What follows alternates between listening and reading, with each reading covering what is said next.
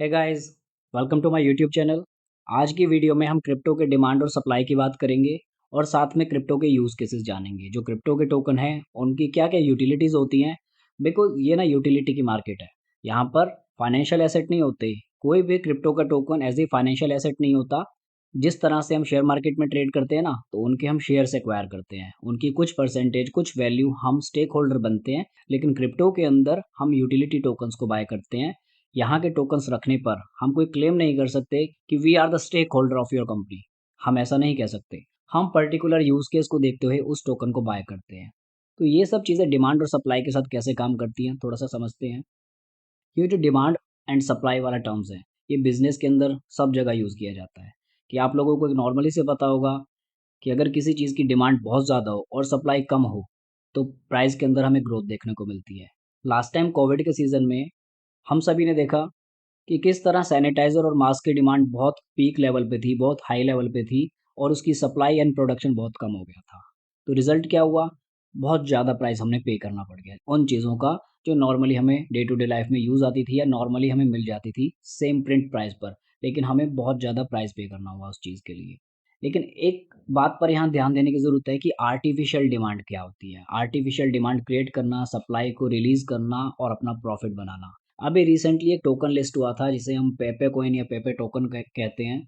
ऐसी इस टोकन के अंदर क्या यूटिलिटीज़ थी कि इसकी डिमांड इतनी हाइपर हो गई। इसे बोला जाता है आर्टिफिशियल डिमांड क्रिएट करना, जिसमें लोग मार्केटिंग टर्म्स का कुछ टेक्निक का यूज़ करके लोगों को ज़बरदस्ती इस टोकन को बाय करवाते हैं और आपको ऐसा फ़ील होता है कि अगर हमसे ये छूट गया तो पता नहीं क्या हो जाएगा। इसी तरह मार्केट में एक शिबा इन्यू नाम से भी कॉइन अभी भी चल रहा है।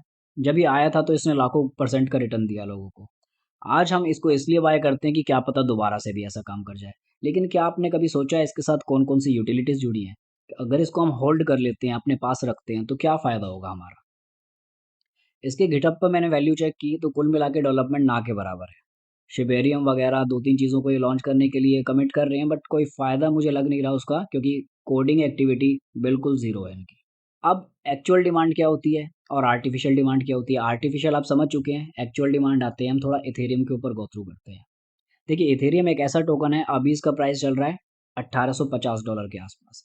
अगर ये 500 या $700 के आसपास आपको मिल जाए, तो क्या करेंगे? आप एक बार तो सोचेंगे ना कि मुझे इसको लेके रखना चाहिए। ऐसा क्यों सोचना है? क्योंकि इसके साथ बहुत सारी यूटिलिटीज़ जुड़ी हैं।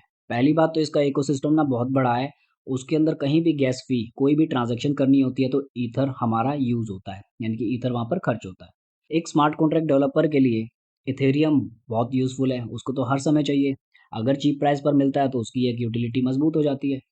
साथ ही डेस्क पर ट्रेडिंग करना, वॉलेट टू वॉलेट ट्रांसफ़र करना यानी कि कोई भी ट्रांज़ैक्शन हम करते हैं इथेरियम के इकोसिस्टम पर, वहाँ उसका प्रॉपर यूज़ केस बनता है। तो इसलिए इथेरियम की डिमांड बहुत हाई है मार्केट में।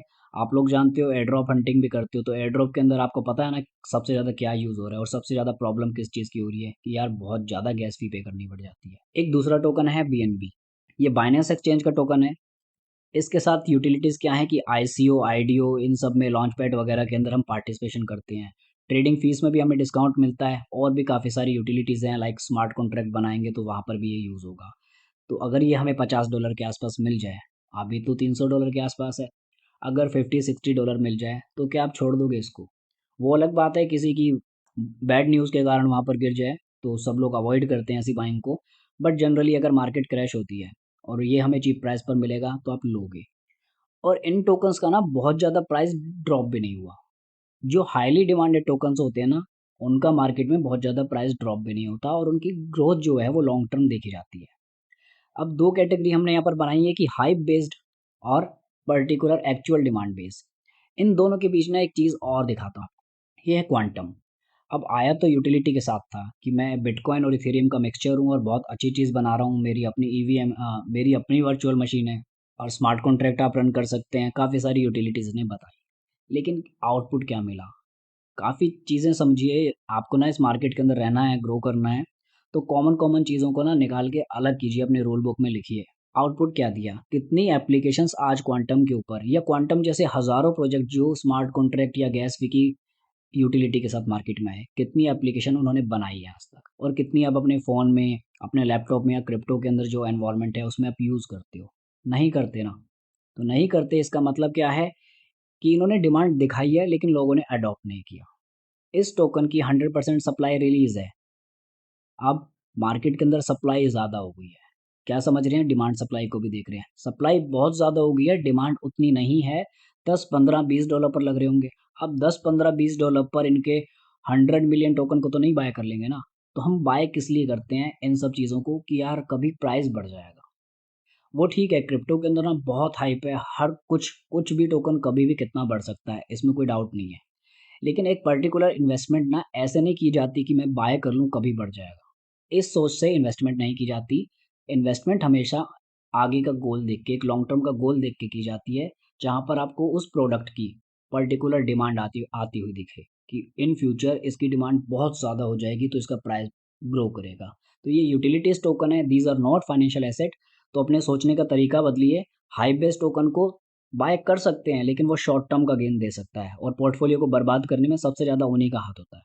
ठीक है गाइस, होपफुली आपको अच्छी लगी होगी वीडियो। लाइक सब्सक्राइब करना। नेक्स्ट वीडियो के साथ बहुत जल्दी आते हैं। अपनी रूल बुक मेंटेन कीजिए। Bye bye, take care.